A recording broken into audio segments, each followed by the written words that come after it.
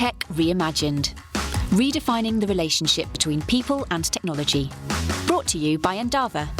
This is Tech Reimagined. Welcome back to Tech Reimagined. I'm Bradley Howard, and today I'm sitting down with our very own Head of Innovation, Joe Dunleavy, who's based in Donegal in Ireland. As a self-confessed geek, Joe has always been fascinated by what's next in science and technology, as he gets a lot of joy from helping people make a breakthrough, so innovation seemed like a perfect fit. Hi Joe, it's lovely to have you here today. Good, thank you. Thanks very much for the opportunity. Can you tell us a bit more about where Donegal is in Ireland? Donegal is the most northwesterly county in the country of Ireland. So we're right up there in the corner. Basically, next stop, Iceland.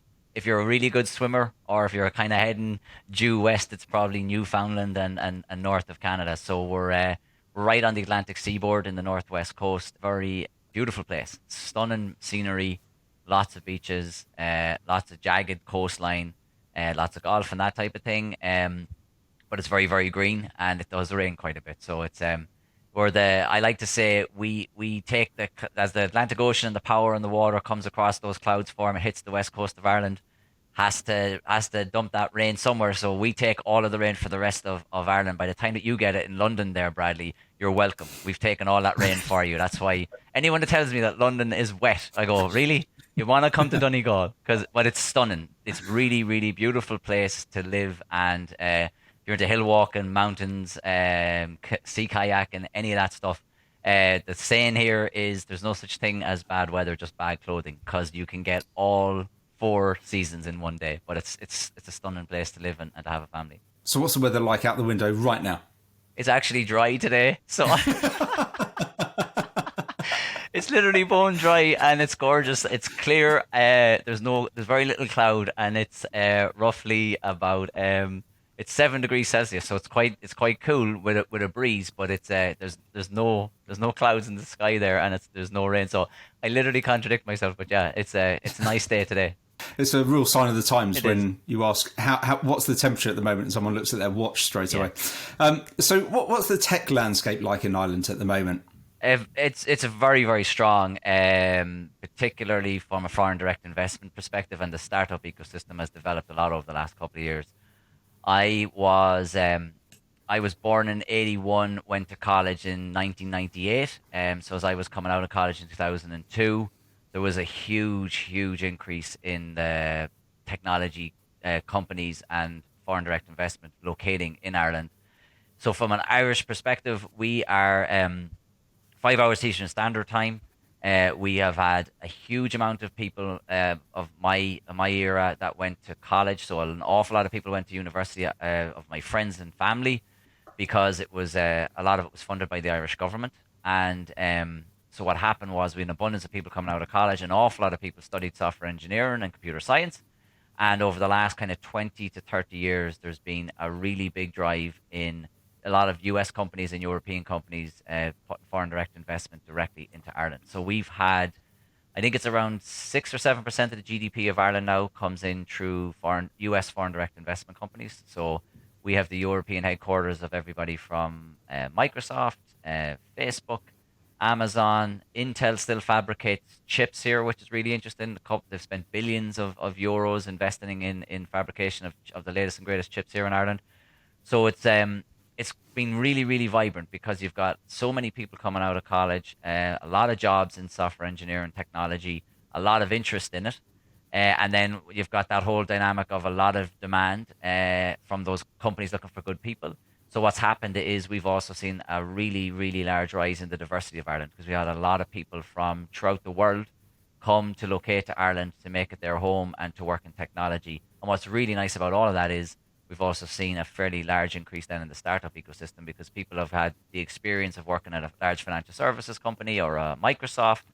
And if they've had that itch from an entrepreneur perspective to maybe do something, they might roll out of the company to experience the startup ecosystem. Some of their colleagues may join them in that as well. So what started to happen in Ireland is you're now starting to see a really nice, vibrant community of the large foreign direct investment technology companies employing sometimes 2,500, 3,000 people in Ireland. For example, Apple down in Cork, Amazon in the Silicon Docks in Dublin, for example.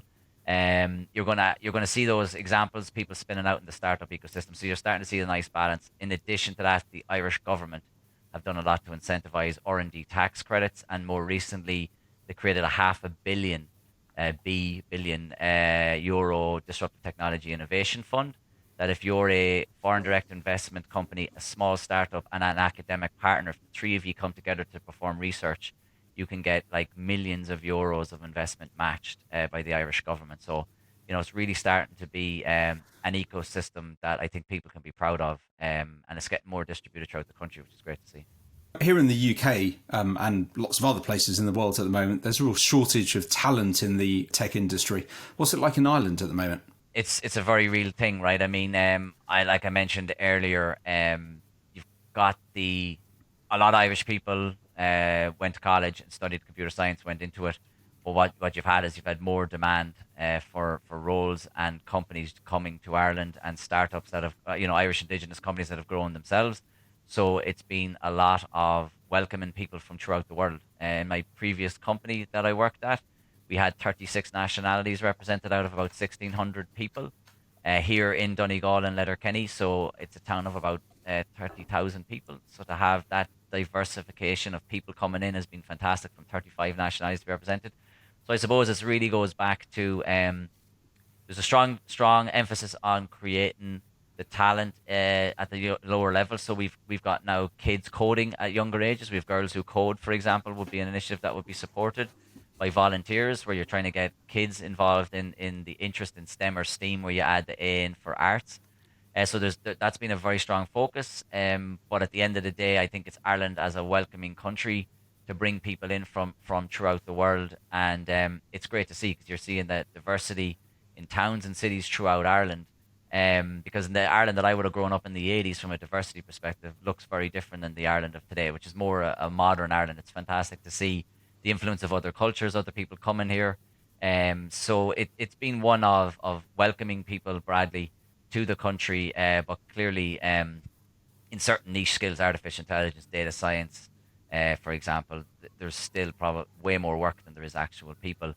The Irish government are doing a good bit, though, to incentivize people to study in those areas, and universities and colleges are creating content and courses, specifically like a Masters of Data Science, for example, that probably 7-8 years ago didn't exist. So, but it's I don't think anyone has a silver bullet for bridging the skills gap.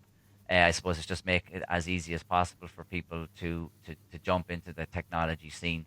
But yeah, I mean, there's an awful lot of jobs out there at the moment in Ireland, like I suppose most countries in the world at the moment, especially after COVID. So it's easier to position some people into roles than it is others. So you're working for Endava in Ireland, Yeah. and I understand you're looking for a few Irish companies to partner with. What kind of companies are you talking to at the moment? Yeah, so I suppose it's within the Irish tech ecosystem, companies that are looking for assistance maybe with innovation or adopting some emerging technologies. I mean, there's a lot of the foreign direct investment companies I spoke about, but some of the companies that we've been speaking to recently and locally have been more Indigenous Irish companies that are they're early on in the stage of adopting cloud, for example. So how would they adopt the cloud in a way that can deliver an awful lot of value for them, but are maybe not quite sure where to start? We've been talking to companies around that type of stuff. In addition to that, it might be data, right? I mean, data science, artificial intelligence, a lot of companies gathering a lot of data, more and more data being generated. So how can you make value out of that data? And that's not always data science. It might just be presenting it in something like a Tableau or a Power BI dashboard to give people the insight that they can make decisions on. So some of it is what we're talking about is I suppose more the early stage steps to adopting data and the value that it can bring to then jump into maybe more data science, artificial intelligence. And we are having conversations with other companies around things like core ML, so machine learning, artificial intelligence, for maybe companies that are more advanced in their own adoption of data science. What is interesting, it runs the gamut, right? Some are more legacy, still carry some legacy tech, depending on the industry, and they're looking to transform. So how can we assist with that? And then some are more on the leading or bleeding edge of things as well. So it's really interesting talking to people on any given day, because I suppose the challenges sometimes are similar, but they're not the approach in terms of how you go about addressing them aren't always the same. So I think that's always the fascinating part. You joined Endava during the pandemic. What was it like joining a new company during the pandemic? It's a really, really interesting question because I never worked from home before the pandemic, ever. I was in the office every single day. I didn't even do the Friday, every other Friday or every second Friday working from home. It just wasn't for me. So when the pandemic hit, then we were kind of told here in Ireland that, take your laptops. We probably before the 6 weeks here, you might want to take the laptops with you.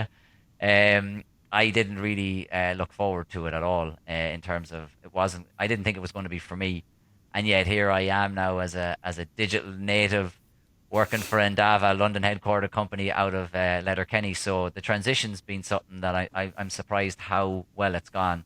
I must admit, I love doing the working from home now. The routine is going really, really well with it. So I run quite a bit. So I train in the morning. So the ability to get out and get a run in, get back home, get the kids to school and straight into work. Not that I had much of a commute before this, but every minute you kind of have, it feels a little bit more like you have a lot more ownership of it. So that's been absolutely fantastic.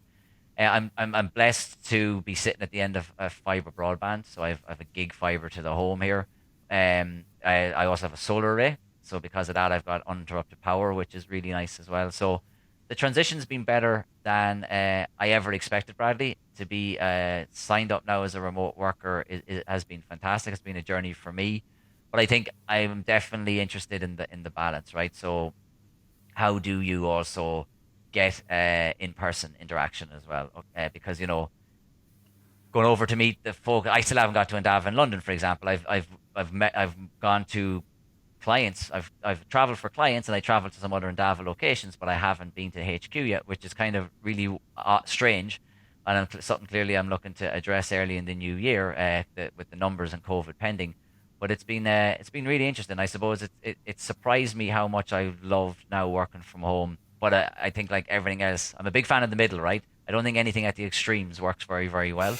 So I think having an outlet maybe to go to a common workplace or a shared workplace here locally, or traveling over a little bit more to London and other Endava locations would definitely be nice. So yeah, so surprised me more than I expected it would to have made the transition.